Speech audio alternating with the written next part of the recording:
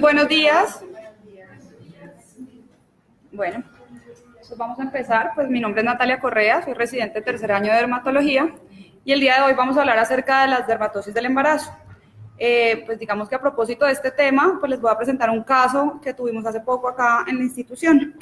Entonces es una paciente de 17 años con un embarazo de 39 semanas que llega a urgencias con un cuadro de más o menos 6 días de evolución consistente en aparición de unas lesiones muy pruriginosas que se localizaban al principio en la región abdominal y después se extendieron a brazos, miembros inferiores, brazos, tórax. Entonces, ella había consultado antes a urgencias por el mismo cuadro, le habían dado antihistamínico loratadina, sin embargo, pues por persistencia de las lesiones y pues al revés, por pues, no mejoría y por aumento del prurito, pues consulta donde nosotros.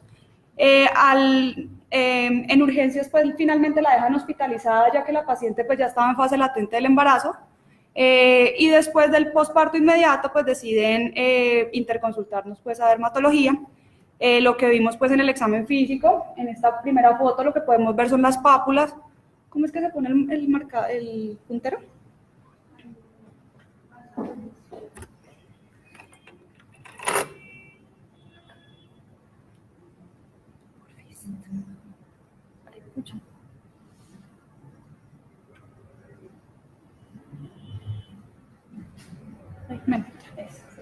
Entonces lo que podemos ver son estas pápulas eritematosas que van como confluyendo, formando unas plaquitas y que se localizan principalmente sobre las estrías que presentan la región abdominal. Y un dato muy importante es que respeta la región umbilical. Entonces, pues esta es en otra zona del cuerpo. Aquí podemos ver más podemos ver más entonces ya las plaquitas. Unas tienen como forma de diana, miembros inferiores, miembros superiores. La paciente entonces finalmente pues se decide iniciar corticoide tópico y más o menos a las 2 semanas el cuadro resuelve sin dejar ninguna cicatriz y ninguna secuela. Entonces, pues a propósito de eso, pues les mencionaba pues que hoy vamos a hablar de las dermatosis del embarazo y pues les repito, mi nombre es Natalia Correa. Entonces, en las dermatosis del embarazo, pues se conocen o pues se caracterizan por tener 4 condiciones: cambios fisiológicos propios del embarazo, las dermatosis específicas del embarazo, las exacerbaciones de condiciones que ya preexisten y por último las condiciones que van a mejorar pues con el embarazo. Hoy nos vamos a enfocar como tal en las dermatosis específicas del embarazo, sin embargo pues quiero mencionarles pues para que entiendan cada uno de los puntos las exacerbaciones de condiciones preexistentes, principalmente dermatitis atópica, urticaria y angioedema, lupus eritematoso sistémica y dermatomiositis. En las condiciones que mejoran con el embarazo, entonces la psoriasis, la artritis reumatoidea, la hidradenitis supurativa y las esclerodermias sistémicas. Entonces, pues como ya les mencioné, vamos a hablar principalmente de las dermatosis específicas del embarazo, pero pues tengo que mencionar de todas maneras cuáles son los principales cambios fisiológicos que se van a ver en el embarazo para poder entender las dermatosis que son específicas de este. Entonces, ¿por qué se dan los cambios fisiológicos? Principalmente por 3 factores precipitantes que causan los cambios en la piel. El primero es el aumento de los niveles de hormonas circulantes, el segundo la expansión del volumen intravascular y por último la compresión de los órganos. ¿Por qué se dice que son cambios fisiológicos del embarazo? Por 3 razones. La primera es que corresponden a las consecuencias esperadas pues en este cambio, en este estatus hormonal, metabólico, inmune y vascular. La segunda es que van a aparecer desde el momento temprano del embarazo y por último pues resuelven cuando el embarazo termina. Entonces, en la piel casi todas las células van a expresar diferentes receptoras para moléculas secretoras, resultando en la modificación que son el aumento de la proliferación de queratinocitos, la angiogénesis, la melanogénesis, la síntesis de colágeno y el aumento de los linfocitos T helper tipo 2 y células reguladoras. Entonces, dependiendo de la célula diana que haya, pues van a haber modificaciones en la piel, vasculares, estructurales, pigmentarios y cambios anexiales. De los cambios pigmentarios, pues son los más frecuentes. Se da porque pues, va a haber una estimulación por medio de los estrógenos y la progesterona que lo que van a hacer es estimular la melanogénesis. También se dice que puede haber un aumento de la densidad de los melanocitos epidérmicos y de la regulación al alza de la tirosinasa, que es una enzima muy importante en la melanogénesis. Se manifiesta normalmente desde el primer trimestre y aparece más en las mujeres de color oscuro. Y normalmente desaparece de manera variable después del embarazo. ¿Qué quiere decir variable? Que puede que no desaparezca. Los lugares más comunes van a ser las areolas, la línea nigra, la región anogenital, axila y músculos. Y cuando ya hablamos de melasma, pues nos referimos a la cara. Las partes más frecuentes es frente, mejillas, labio superior y barbilla, como podemos ver en la foto de la derecha. Se manifiesta más o menos en el tercer trimestre y pues se habla de prevención, la fotoprotección y finalmente no exponerse al sol. Sin embargo, pues como les estoy mencionando, esos son unos cambios hormonales que así uno se proteja, pues pueden suceder. Con respecto a los cambios vasculares, se da por la activación del endotelio y disminución en el tono muscular, pues del músculo liso, y lo que se va a ver es una congestión venosa y aumento en el volumen intravascular. Entonces lo que suceden son estos 5 puntos. La primera son las telangiectasias en araña. Normalmente sucede en el primer trimestre, y se da principalmente en el drenaje de la vena cava superior, o sea, cara, cuello, brazos y manos, y se ve que va aumentando a medida que pues, progresa el embarazo y desaparecen después del posparto, pero también puede que no desaparezcan. Entonces, como se ve en la foto superior derecha. El segundo es el eritema palmar. El eritema palmar sucede por la ingurgitación venosa, también sucede más o menos para el primer trimestre y tiene 2 patrones.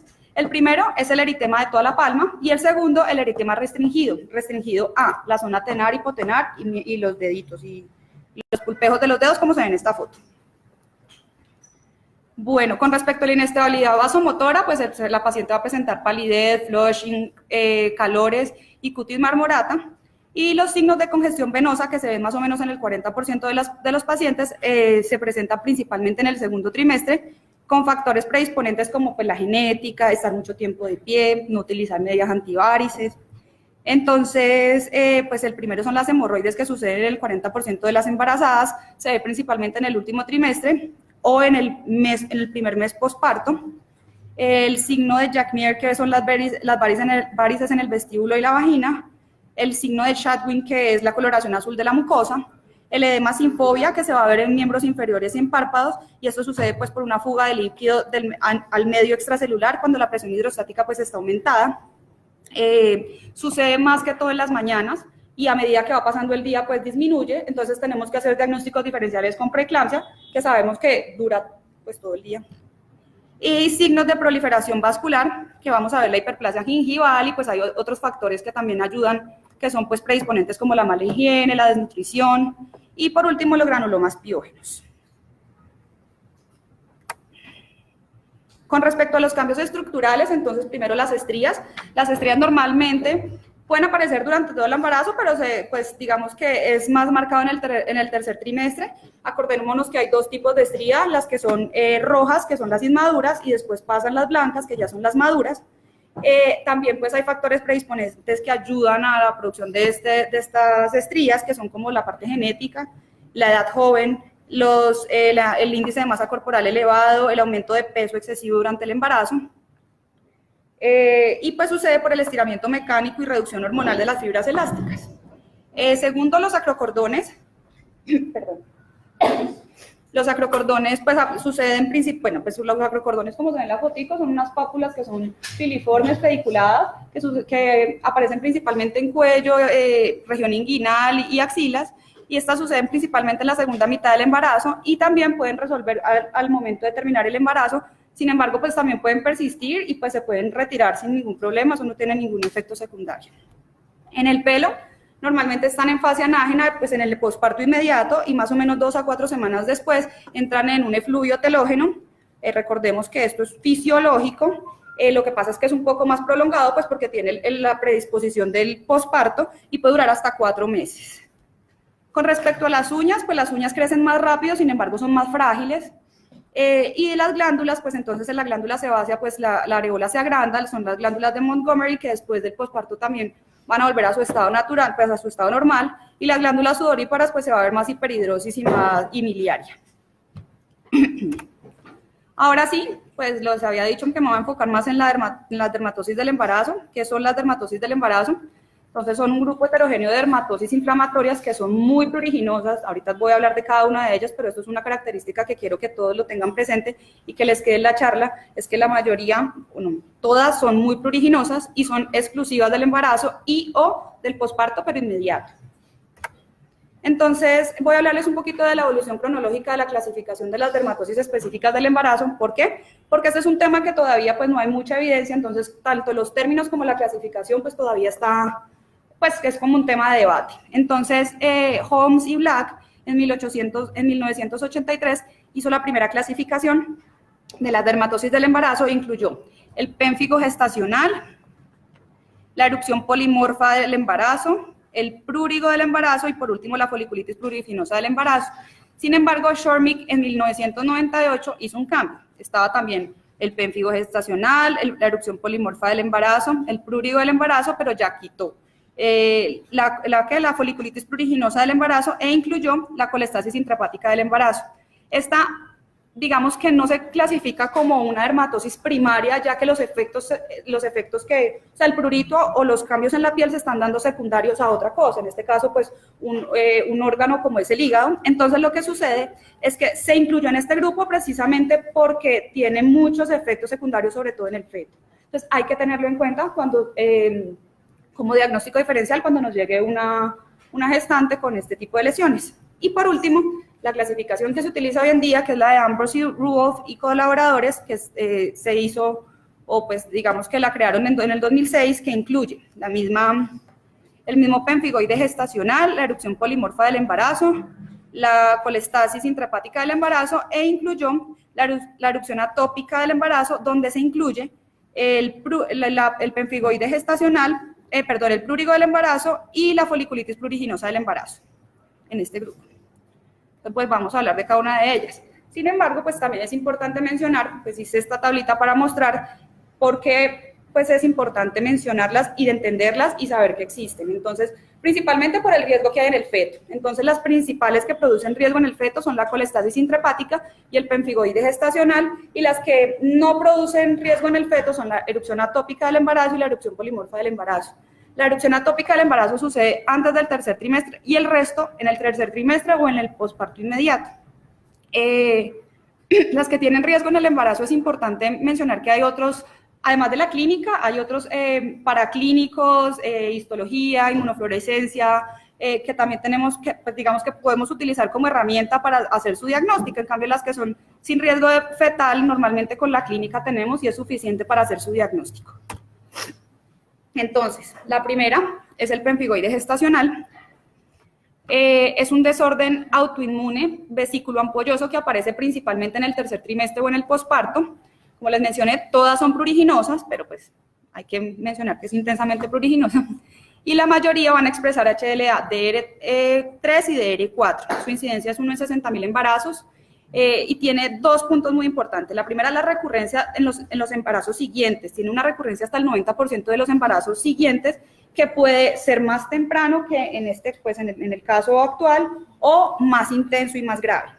Lo otro son las asociaciones que tiene con otras enfermedades autoinmunes, como son la tiroiditis y la anemia perniciosa. También se conocía antes como el herpes gestacional, porque pues tiene mucha similitud clínica a las vesículas pues que aparecen en esta enfermedad. Con respecto a su fisiopatología, entonces lo que vamos a ver es que la formación de inmunoglobulina G contra el epitelio de la placenta y la membrana basal de la piel van a hacer que se forme un complejo inmune entre esta inmunoglobulina y el epitelio.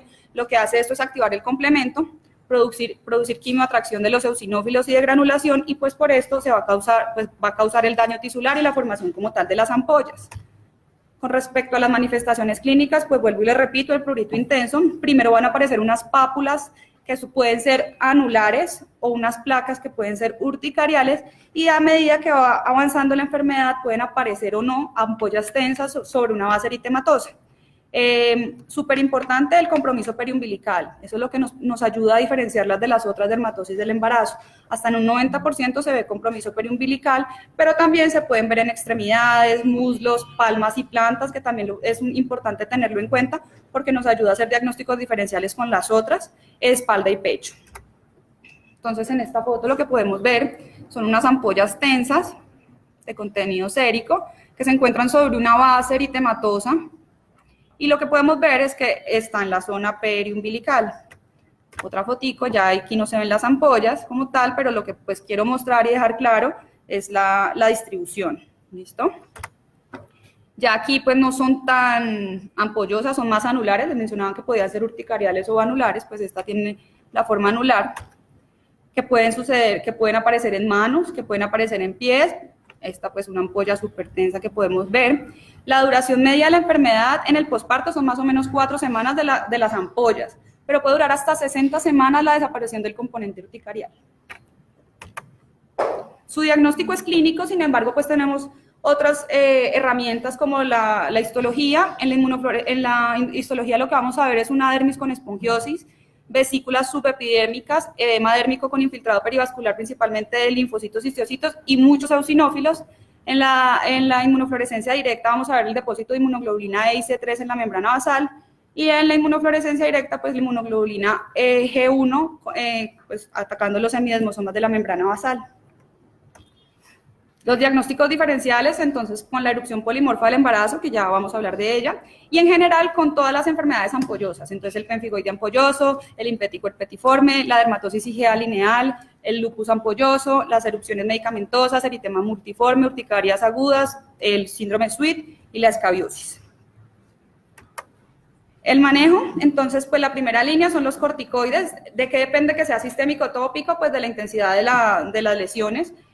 Sistémico se puede dar prednisona al 0.5 miligramos por kilo, tópico un corticoide de mediana potencia como la desonida. Ya segunda línea, la ciclosporina y la azatioprina se pueden utilizar en el embarazo, el metrotexate no. Sin embargo, pues como les mencioné, esta patología es muy frecuente en el posparto inmediato, entonces pues ya ahí podríamos utilizar el metrotexate. Con respecto al pronóstico, pues lo que les mencioné anteriormente, la reactivación en partos siguientes es hasta el 90%, siendo más severos y apariciones más tempranas.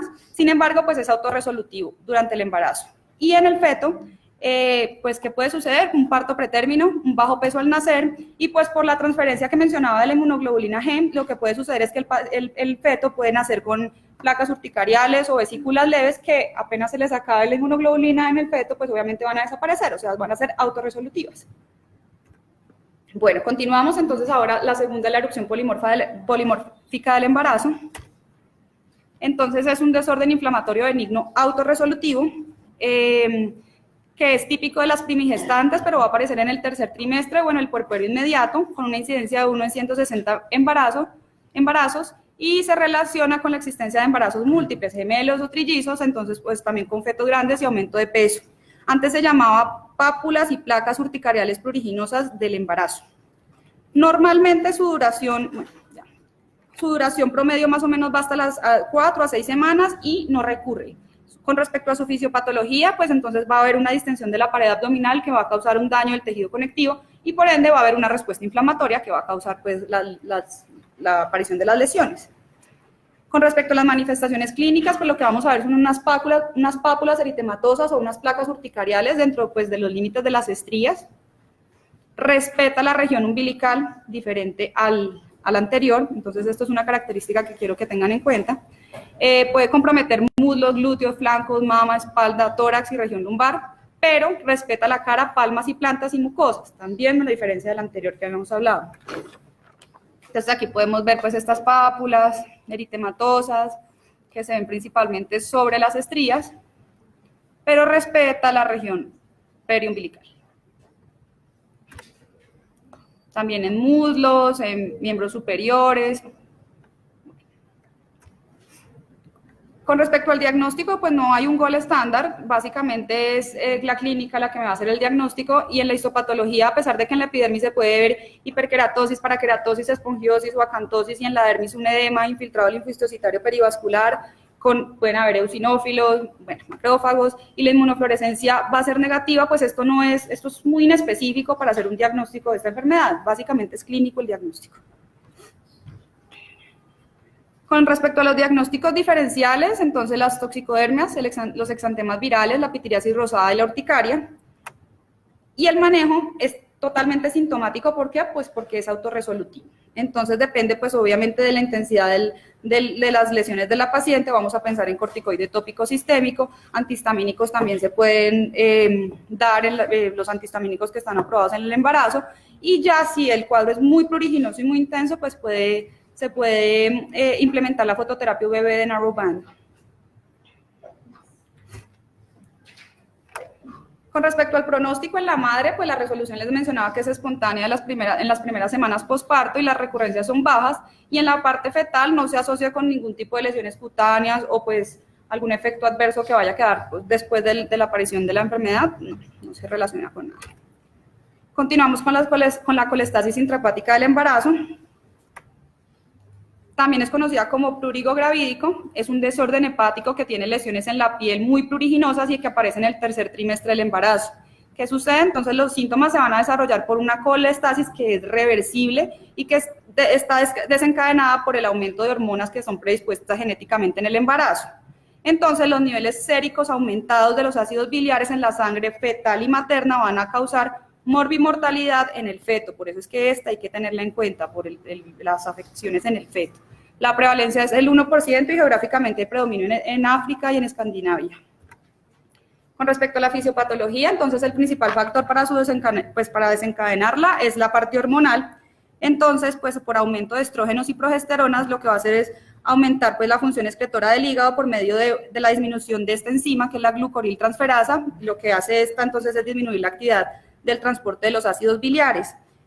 ¿Por qué pongo embarazo múltiple acá? Pues obviamente si hay embarazo múltiple va a haber más aumento de estrógenos y pues va a estar más exacerbada la enfermedad. También se habla de factores genéticos, principalmente por mutaciones o polimorfismos de genes tales como el ABCB11, ABCB4, ABCC2 y el ATP8B1, que lo que hace es que pues esto hace que haya proteínas involucradas en el transporte de los ácidos biliares. Y por último se hablan de unos factores ambientales y pues dietarios, que esto hay pocos reportes de caso del tema. Con respecto a la parte ambiental se habla pues que los cambios bruscos de estaciones pueden afectar, y en la dieta disminución de los niveles de selenio, también mencionan pues hay reportes de caso. Con respecto a las manifestaciones clínicas, lo más importante es el prurito, sí, con o sin ictericia, con o sin manifestaciones en la piel, pero es el prurito básicamente. Normalmente va a iniciar en palmas y plantas y después se van extendiendo al resto del cuerpo. Ya como lesiones secundarias puede aparecer escoriaciones y tienen lesiones muy parecidas al prurigo nodular, se les llaman prurigo nodular-like, entonces pues también hay que tener este diagnóstico diferencial presente. Entonces, como podemos ver en esta foto, se van a ver unas pápulas y algunas ya están pues con costras, ya con hiperpigmentación posinflamatoria resolviendo, algunas están escoriadas, principalmente en tobillos, miembros inferiores y en región glútea. Normalmente desaparecen 1 a 2 semanas posparto, pero pueden durar hasta más de 1 a 2 días posparto, pero pueden durar hasta 2 semanas después del posparto.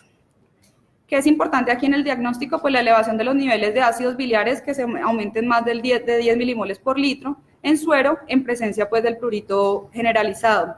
Cuando los niveles de ácidos biliares están aumentados más de 40 milimoles por litro, ahí ya hay que, pues digamos que ahí es que se ve la afección en el feto. Entonces, básicamente ese es el paraclínico pues que tiene más especificidad y sensibilidad. Sin embargo, hay otros como el aumento de las transaminasas en un 60%, aumento de bilirrubinas en un 20%, y pues ecografía, si tiene alguna sintomatología abdominal, pues también es una opción para hacer. Entonces, con diagnósticos diferenciales, entonces hay que pensar en escabiosis, pediculosis, un prurito de causa renal, enfermedad de Hodgkin, policitemia vera, hepatitis y colelitiasis o colecistitis. Acuérdense que sí, aquí se ven lesiones en la piel, pero puede que no hayan lesiones en la piel como tal. El único síntoma que debe estar presente es el prurito. ¿Cuál es el tratamiento? Básicamente es el ácido ursodeoxicólico, que se da 15 miligramos por kilo día o 500 miligramos 2 veces al día. ¿Qué hace este? Mejora el prurito, disminuye las enzimas hepáticas y pues ayuda al pronóstico fetal, que es lo más importante. Obviamente se puede dar en embarazada, ¿no? Con respecto al pronóstico, entonces resuelve máximo en 2 semanas posparto, puede resolver 1 o 2 días después del posparto, pero puede durar hasta 2 semanas, y recurre en partos posteriores hasta en un 70%. En el feto tener cuidado con pues, muerte fetal hasta en un 2%, sufrimiento fetal hasta en un 30% y parto prematuro hasta en un 60%. Bueno, y la última sería la erupción atópica del embarazo. Entonces, esta es una condición pruriginosa benigna que se caracteriza por una de las dos, o lesiones papulares eczematosas en pacientes que ya tenían el antecedente de la dermatitis atópica, o sea, va a haber una exacerbación de la dermatitis atópica, o cambios atópicos por primera vez durante el embarazo, pues no tenía el antecedente, pues digamos, el antecedente de la enfermedad.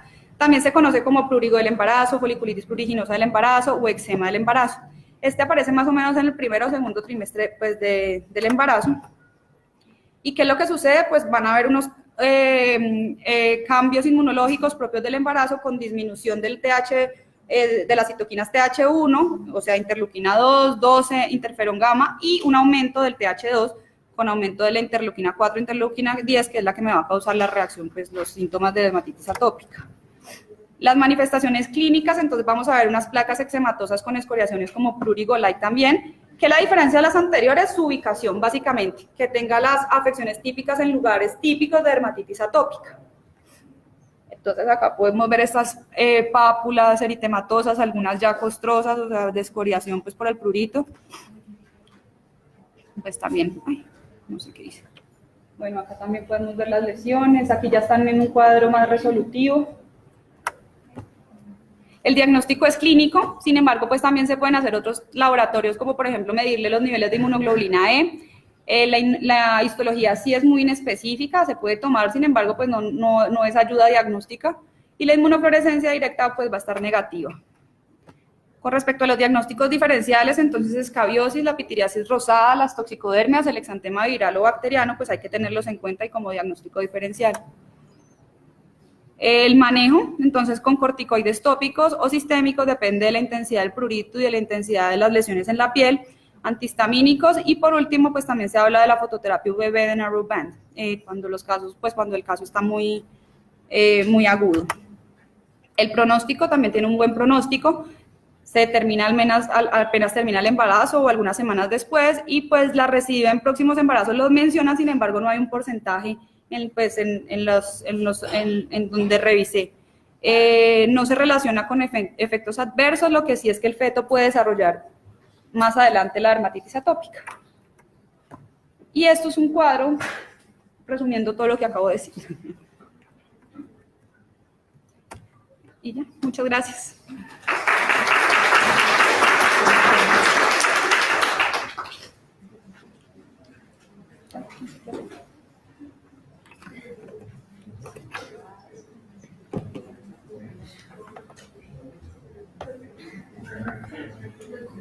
Estaban viendo 70.